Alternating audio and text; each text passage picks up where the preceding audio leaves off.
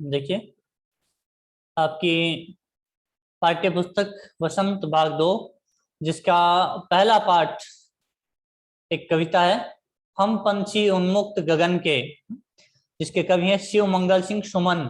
उनकी लिखी हुई इस कविता को, बहुत सुंदर कविता को आज हम पढ़ेंगे।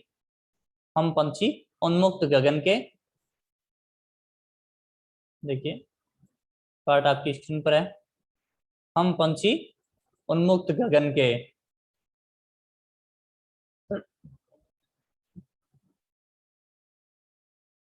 इस पाठ को हम पढ़ेंगे। एक कविता है और उन्मुक्त का मतलब होता है खुला, आजाद, है ना। जो खुला आसमान है उसके हम पंछी हैं। अब इसके माध्यम से, इस शीर्षक के माध्यम से और इस कविता के माध्यम से कवि हमें क्या कहना चाहता है, क्या संदेश देना चाहता है, वह जब हम इस कविता को पढ़ेंगे, इसका जब हम सार समझेंगे, भावार्थ करेंगे, तब आपको समझ में आएगा। पहले हम इस कविता का एक बार यूं ही पठन करते हैं। कविता लयबद्ध कविता है तो उसी लय में इसका एक बार पठन करते हैं, उसके बाद इसके शब्दार्थ देखेंगे। हम पंछी उन्मुक्त गगन के, ये इसका शीर्षक है कविता का। देखो है यहाँ ना, हम पंछी उन्मुक्त गगन के, पिंजरबद्ध न गा पाएंगे, कनक तीलियों से टकरा कर पुलकित पंख टूट जाएंगे। हम बहता जल पीने वाले मर जाएंगे भूखे प्यासे, कहीं भली है कटुक निबोरी कनक कटोरी की मैदा से। स्वर्ण श्रृंखला के बंधन में अपनी गति उड़ान सब भूले, बस सपनों में देख रहे हैं तरु की फुनगी पर के झूले। ऐसे थे अरमान की उड़ते नीले नभ की सीमा पाने, लाल किरण सी चोंच खोल चुगते तारक अनार के दाने। होती सीमाहीन क्षितिज से इन पंखों की होड़ा होड़ी, या तो क्षितिज मिलन बन जाता या तंती सांसों की डोरी। नीड न दो चाहे टहनी का आश्रय छिन्न भिन्न कर डालो, लेकिन पंख दिए हैं तो आकुल उड़ान में विघ्न न डालो। जिसके इसके कवि हैं शिव मंगल सिंह सुमन। देखिए कविता के शब्दार्थ देखते हैं। कुछ कठिन शब्दार्थ भी आए हैं इसमें, तो उन कठिन शब्दों के अर्थ भी हम देखते हैं। जैसे हम पंछी उन्मुक्त गगन के, उन्मुक्त का मतलब होता है खुला, आजाद, है ना।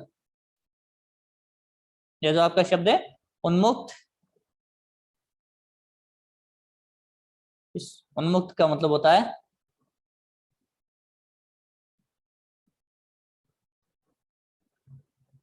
आजाद। ये देखो यहाँ नहीं है, एक मिनट।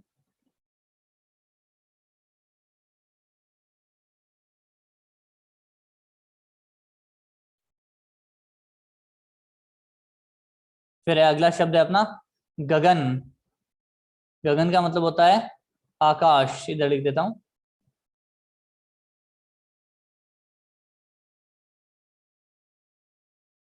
आकाश का पर्यायवाची शब्द है गगन। इसी तरह से अगला शब्द है पिंजरबद्ध, है ना, पिंजरे में बंधे हुए, है ना। पिंजरबद्ध शब्द का अर्थ लिखना आपको, पिंजरे में बंधे हुए, है ना। पिंजरबद्ध न गा पाएंगे, पिंजरे में बंधे हुए को हम एक तरह से गुलाम भी ले सकते हैं, गुलामी का जीवन, है ना। इसको हम इस तरह से भी जान सकते हैं।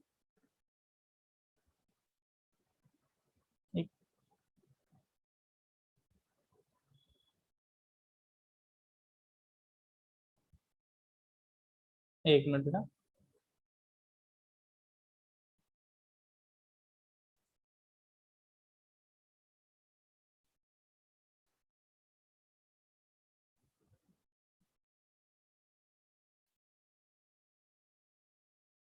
पिंजरे में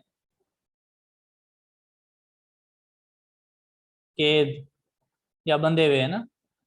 या इसको दूसरे शब्दों में अगर लें तो हम गुलामी का जीवन भी कह सकते हैं ना, गुलामी का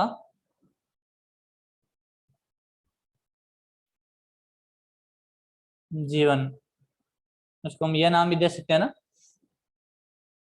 पिंजरबद्ध न गा पाएंगे कनक तीलियों से टकरा कर।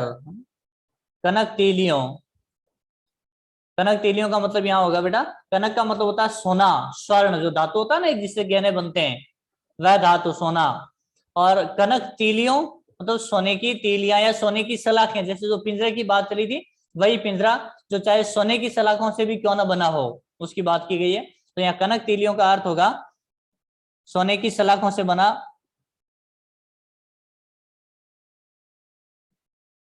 सोने की सलाखें।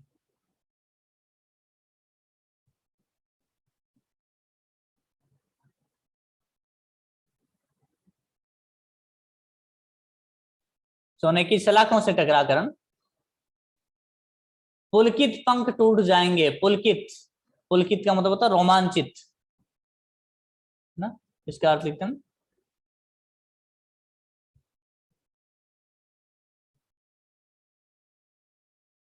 रोमांचित। पुलकित पंख टूट जाएंगे, हम बहता जल पीने वाले मर जाएंगे भूखे प्यासे। इसमें कोई कठिन शब्दार्थ नहीं है। कहीं भली है कटुक निबोरी। कटुक, कटुक का मतलब होता है बेटा, यहां लिख रहा हूं मैं ऊपर, कड़वी तीखी है ना।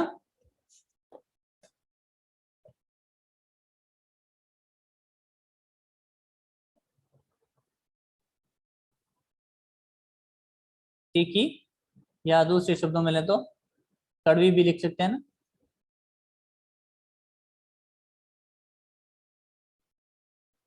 कहीं भली है कटुक निबोरी। निबोरी शब्द हालांकि अपने अपना एक क्षेत्रीय शब्द ही है और परिचित है आप सारे के सारे। नीम के ऊपर जो फल लगते हैं छोटे छोटे उनको बोलते हैं निबोरी, नीम के फलों को। कनक कटोरी की मेदा से, कनक कटोरी सोने से निर्मित प्याली। कनक कटोरी का मतलब बेटा, कनक का मतलब यहाँ पहले ही बताया था सोना है ना, तो इस तरह से सोने की कटोरी, कटोरी का मतलब प्याला या प्याली है ना, सोने से निर्मित प्याली। तो आगे देखते हैं और शब्दार्थ देखते हैं।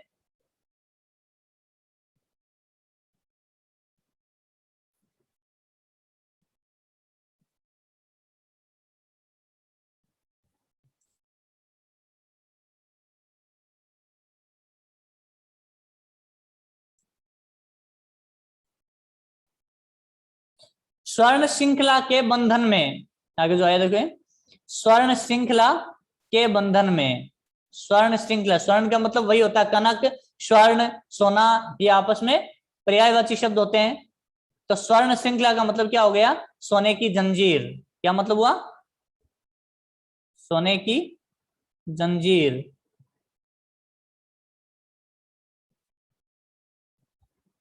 सांकल जिसे कहते हैं ना, वह जंजीर। स्वर्ण श्रृंखला के बंधन में अपनी गति उड़ान सब भूले, बस सपनों में देख रहे हैं तरु की फुनगी पर के झूले। यहाँ एक शब्द आया तरु, तरु का मतलब होता है वृक्ष या पेड़ पौधे भी कह सकते हैं, पेड़। तरु की फुनगी, फुनगी का मतलब होता है ऊपरी हिस्सा, ऊपरी भाग ना, ऊपरी छोर या ऊपरी सिरा।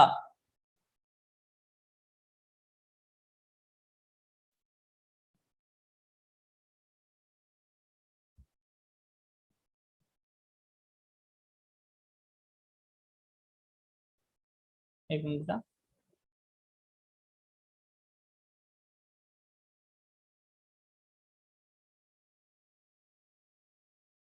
ऊपरी सिरा ना। और एक शब्द आया पर, पर का मतलब होता है पंख। यहाँ लिख रहा हूं मैं, पर का मतलब होता है पंख। पंख का पर्यायवाची शब्द होता है पर। ऐसे थे अरमान की उड़ते नीले नभ की सीमा पाने। यहाँ एक शब्द आया है अरमान। अरमान का मतलब होता है बेटा इच्छा, इरादे है ना। अरमान का मतलब होता है इरादे।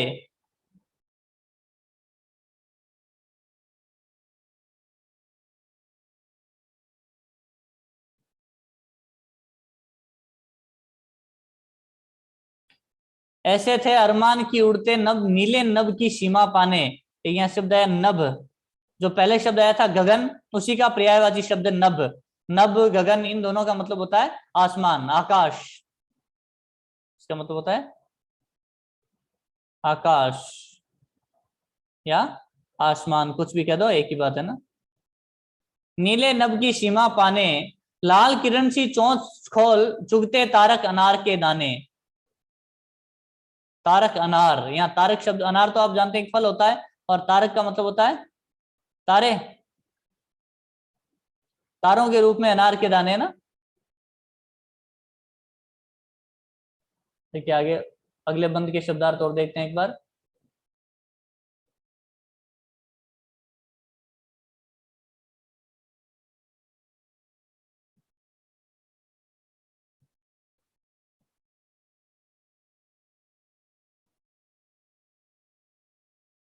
होती सीमाहीन क्षितिज से, सीमाहीन है ना, जिसकी कोई भी सीमा ना हो, असीम, असीम शब्द भी कह सकते हैं इसके जगह ना।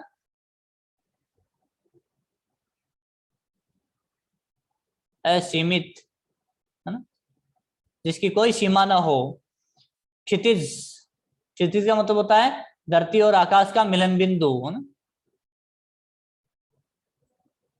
धरती आकाश का मिलन बिंदु।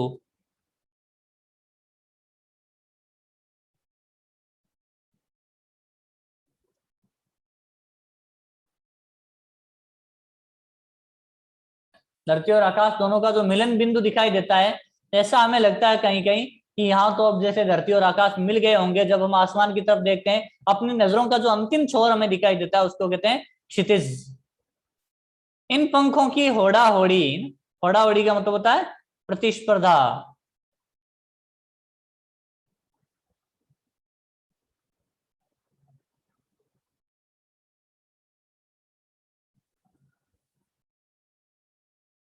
प्रतिस्पर्धा, या तो क्षितिज मिलन बन जाता, या तंती सांसों की डोरी। इसमें कोई विशेष कठिन शब्दार्थ नहीं है। फिर नीड न दो चाहे टहनी का, नीड का मतलब होता है बेटा घोंसला। क्या होता है? नीड का मतलब होता है घोंसला।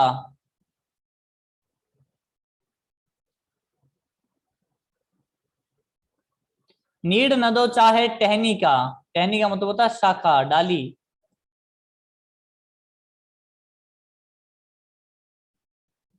या डाली भी लिख सकते हैं इसकी जगह आप।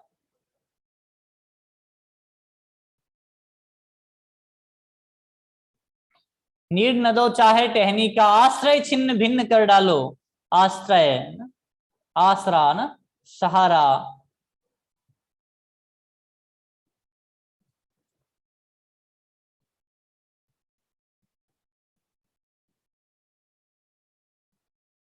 सहारा, छिन्न भिन्न करना मतलब नष्ट कर देना, तोड़ देना बुरी तरह से ना, छिन्न भिन्न कर देना, नष्ट कर देना।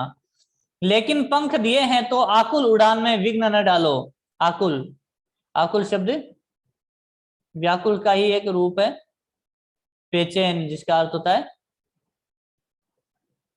व्याकुल, अधीर ना, बेचैन। उड़ान में विघ्न न डालो, विघ्न का मतलब होता है बाधा।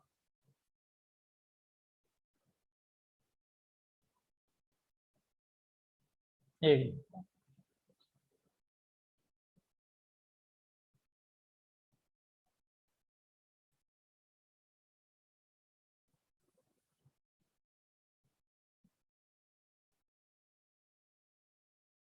विघ्न का मतलब होता है बेटा बाधा। तो देखिए इस शब्दार्थ हमने देखे, ये जो कविता थी, इस कविता के माध्यम से अब कवि क्या कहना चाह रहा है वह बात अब पढ़ेंगे हम। अभी तक हमने इसके शब्दार्थ देखे, जो भी कठिन शब्द थे उनके अर्थ देखें। अब हम वापस कविता की तरफ चलते हैं। ये कविता जिसके कवि हैं शिव मंगल सिंह सुमन।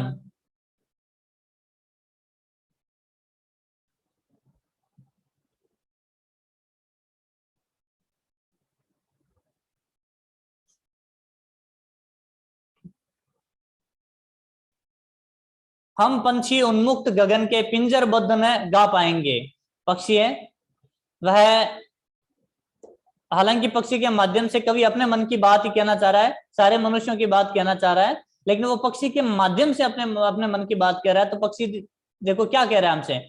पक्षी कह रहे हैं कि हम पंछी उन्मुक्त गगन के, हम तो खुले आसमान के पक्षी हैं, मतलब स्वतंत्रता प्रिय जीवन वाले हैं, जिनके जिनको अपना जीवन स्वतंत्र जीवन पसंद होता है, जिनको स्वतंत्रता प्यारी होती है, आजादी प्यारी होती है, ऐसे पंछी हैं। हम पंछी उन्मुक्त गगन के पिंजरबद्ध न गा पाएंगे। हम पिंजरे में बंद रहकर कभी गा नहीं पाएंगे, मतलब कभी आनंद नहीं ले पाएंगे। अपनी जो भी काबिलियत है, अपनी जो भी योग्यता है, उसको हम कभी दिखा नहीं पाएंगे, प्रकट नहीं कर पाएंगे। कब? जब हम पिंजरे में बंद रहेंगे, जब हमें कोई गुलाम बना ले, हमारी कोई आजादी को छीन ले, ऐसी स्थिति में हम कभी भी मतलब मधुर गान नहीं गा पाएंगे, कभी भी हम आनंद में नहीं रह सकते। मतलब गुलामी के जीवन में कभी भी कोई आनंद नहीं होता, कोई सुख नहीं होता। सुख तो हमेशा आजादी के जीवन में ही होता है। कनक तीलियों से टकराकर पुलकित पंख टूट जाएंगे। अगर हमें कोई सोने के पिंजरे में भी बंद कर दे तो भी वह पिंजरा हमारे लिए अभिशाप के समान है, हमारे लिए बेकार है, व्यर्थ है, हमारे लिए वो कष्टों का पिंजरा है, चाहे वो सोने से ही क्यों न बना हो। फिर क्या होगा? सोने के पिंजरे में भी अगर हमने हमें बंद कर दिया तो हम आजादी के लिए तड़पेंगे, आजादी के लिए हम कोशिश करेंगे, और उड़ने की जब कोशिश करेंगे बाहर निकलने के लिए, तो हमारे पंख चाहे उन सोने की तीलियों से, उन सोने की सलाखों से टूट ही क्यों न जाए, लेकिन उस पिंजरे में रहते हुए हमारे मन में वह आनंद नहीं रहेगा, क्योंकि वह आनंद तो हमारा उस खुली उड़ान में है, खुले आसमान में है। इसलिए जब तक हमें खुला आसमान न मिले, जब तक हमें आजादी न मिले, तब तक हम कभी भी सुखी नहीं रह पाएंगे। चाहे हमें कितनी भी सुख सुविधाएं कोई क्यों न दे दें, लेकिन जो जीने का मजा है वो आजादी में है। यही बात इस कविता के माध्यम से कवि बताना चाह रहा है। आगे की कविता को भी हम पढ़ेंगे, लेकिन आज नहीं, अगली कक्षा में अगले दिन पढ़ेंगे। ठीक है, अगले वीडियो में आपको देखने को मिलेगा इसका भावार्थ क्या। आज आपको मैंने शब्दार्थ बताए हैं, वे शब्दार्थ अपनी नोटबुक में लिखने भी हैं और याद भी करने हैं। बाकी होमवर्क आपको फ्लिप लर्न पे भी मिल जाएगा, लेकिन इन शब्दार्थों को लिखना है और याद करना है। आज के लिए बस इतना ही।